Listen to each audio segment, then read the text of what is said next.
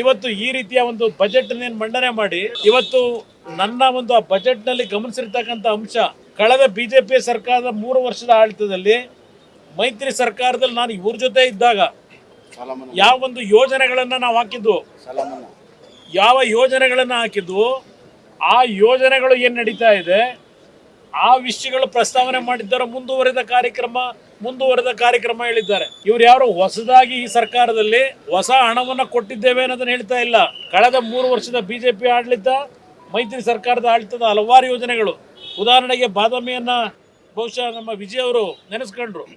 ಆ ಕೆರೂರು ಗ್ರಾಮದ ಹೆಸರು ಇವತ್ತಿನ ಬಜೆಟ್ ಅಲ್ಲೂ ಹೇಳಿದ್ದಾರೆ. ಆ ಕಾರ್ಯಕ್ರಮ ಕೆರೂರನ್ನ ನೀರಾವರಿ ಯೋಜನೆ ವಿಷಯದಲ್ಲಿ ಹಿಂದೆ ತೆಗೆದುಕೊಂಡಿರ್ತಕ್ಕಂಥ ನಿರ್ಧಾರ, ಅದು ಇವತ್ತವರೆಗೂ ಇನ್ನೂ ಪೂರೈಸಲಿಲ್ಲ. ಕಳೆದ ತಿಂಗಳಲ್ಲಿ ಅವರೇ ಬಂದು ನಾವು ಕರ್ಕೊಂಡು ಬಂದು ಅಡಿಗೆಲ್ ಮಾಡಿದ್ದೀನಿ ಈಗಾಗಲೇ ಮಾಡಿರ್ತಕ್ಕಂಥ, ಅದಕ್ಕೆ ಹೇಳಿದ್ದು ಹಿಂದಿನ ಸರ್ಕಾರದ್ದು ಅವೆಲ್ಲ ಕಾರ್ಯಕ್ರಮಗಳು